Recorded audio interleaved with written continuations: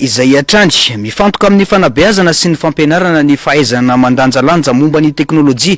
sy ny fanatontolona ho an'ny tanora mba ampifandray ny mpanabe sy ny beazina amin'ny zavamisy ankehitriny ny fikambanana skotisma zazavavy eto Madagasikara ho fanamafisana izany ampianarana ny fampiasana ny teknolojia ny ankizy beazina ka tanjona ny azatovavy matotra sy vonona anompony hafa ny antsipriana izay.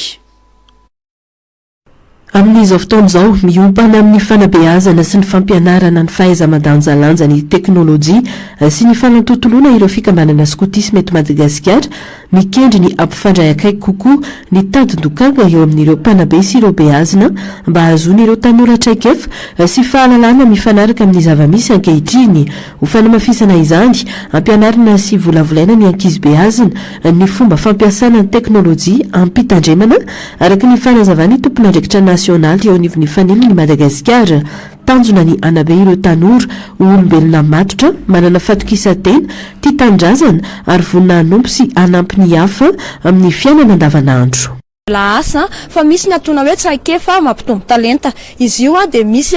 fanatsarana zay traikefa nanana zay araka ny fatatsika fa hoe mandroso be ny teknolojia am'izao fotoana zao de ampianarina sy volavolaina ireo tanora sy ankizy ireo mba ahay andanjalanja an'izay fampiasana teknolojia zay manana ny atsona hoe surfa smart izahay zany hoe fahaizana mandanjalanja an'izay tsy afaka miala am'izany tsony tsika am'izao satria tena mandroso be ny teknolojia ary mandeha miroborobo zany hoe atsona hoe mondialisation moa teny vahiny de misy an'izay surfa smart zay zany amin'ny fotoana io amin'ny 20 aogositra nanaovanay anazy de rehefa manao an'io lasa izy de misy ny marque zay omenay anazy ao arinan'izay mba entina ihany koa mipetraka maskoto amin'le hoe badge zay mipetraka eny amin'ny fanaminy tsirairay avy.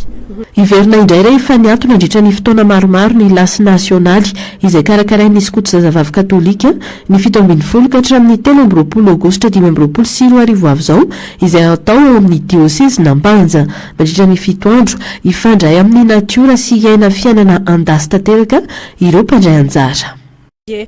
Izahay fanily Madagasikara moa ny skotisma zazavavy katolika dia mikarakara lasy nasionaly lehibe izay atao any amin'ny dioseze Nampanja. Izy io dia manomboka ny 17 aogositra hatramin'ny 12 aogositra de ny plasy amin'io de efa mahatratra eo amin'ny 200 eo zany hoe 1200 zany izahay amin'io. Misy ny beazina zay manerana ny nosy zany hoe misy dioseze moa ny filaza azy amin'ny katolika misy dioseze 12 de andeho any daholo ny rehetra amin'io manomboka amin'ny farany zandry indrindra zay atsona hoe ny sampana mavo na ny antry ny ala manomboka ny 9 taona hatramin'ny zokony indrindra moa zany zay tsy misy fetra taona ny mpiandraikitra sy ny filoha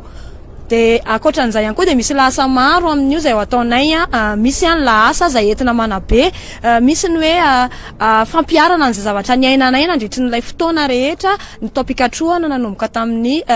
ny topikatroana teo aloha hatramin'izao vakansa izao de zay zany no ampiarinay any Ambanja. Ho an'ny faniliny Madagasikara ity lasy fanantenana ity no fotoana anamafisana indray afavonina hatrany ny fikambanana anome fanabeazana feno sy lalina ho an'ny tovavy malagasy.